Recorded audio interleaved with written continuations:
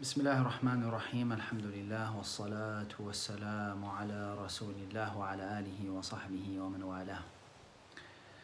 Today we're looking at two chapters from the Quran which in one way they carry similar meanings in terms of the title. One is Surah Al-Fatih and the other is Surah Al-Nasr. Al-Fatih meaning the conquest and Al-Nasr meaning the victory.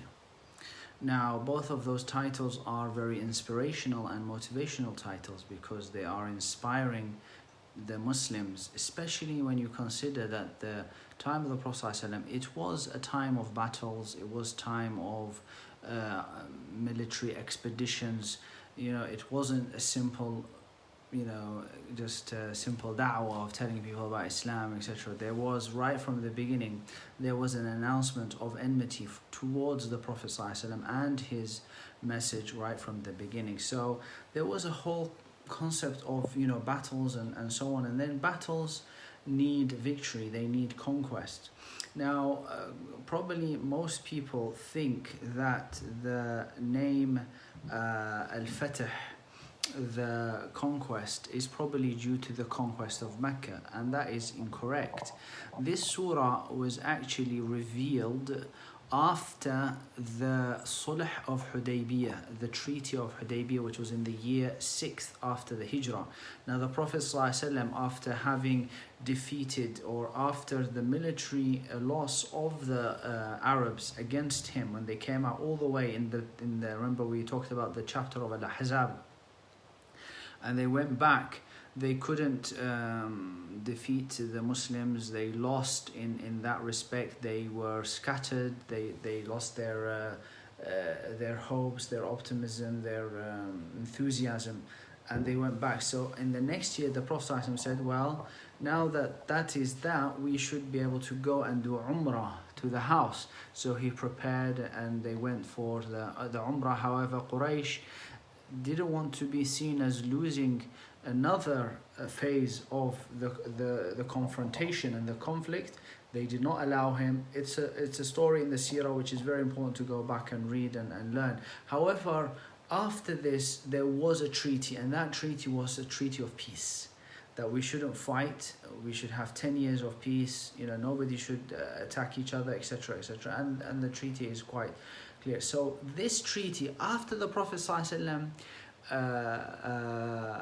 signed this treaty, Allah revealed this surah on the way back, and that's why it's called Al-Fatih. It was a conquest because the treaty itself was a conquest. The treaty itself, to actually reach an agreement of no battle to peace, that was considered a conquest. And it was the beginning of a whole new change in Arabia, because now, if you look at the message of the Prophet ﷺ right from the beginning, it wasn't about domination and to try and control and have sovereignty of the Arabs, but it was just about da'wah. It was just to tell them about La ilaha illallah, stop worshipping the idols, go back to the worshipping of Allah as was established by Ibrahim alayhi salam. Now they didn't accept that, they fought him, etc. So the Prophet just wanted that opportunity to give da'wah. Now that there was peace and there was no more battles, that was the ideal environment for the Prophet ﷺ to reach out and to give da'wah. So that's why the Quran called it a fatih, a conquest in that regard. And as for Surah Al-Nasr, well, Al-Nasr is probably due or related to the conquest of Mecca, because after the conquest of Mecca, which happened a couple of years later due to the fact that Quraysh did not keep up to their side of the bargain, Allah named this Al-Nasr, and as a result of this, lots of people started to enter into the deen of Allah, lots of people started to become Muslims once Mecca fell from the hands of the mushrikeen to the religion of monotheism, the religion of Ibrahim alayhi salam, and that which the Prophet ﷺ Muhammad has brought. So people started to enter, and that was a victory in itself. But note that the victory wasn't merely that, there wasn't the conquest itself, but it was rather that people saw Islam, they understood Islam, and they entered into the deen of Allah. So Allah called that as Nasr, and we know that this chapter also was almost like a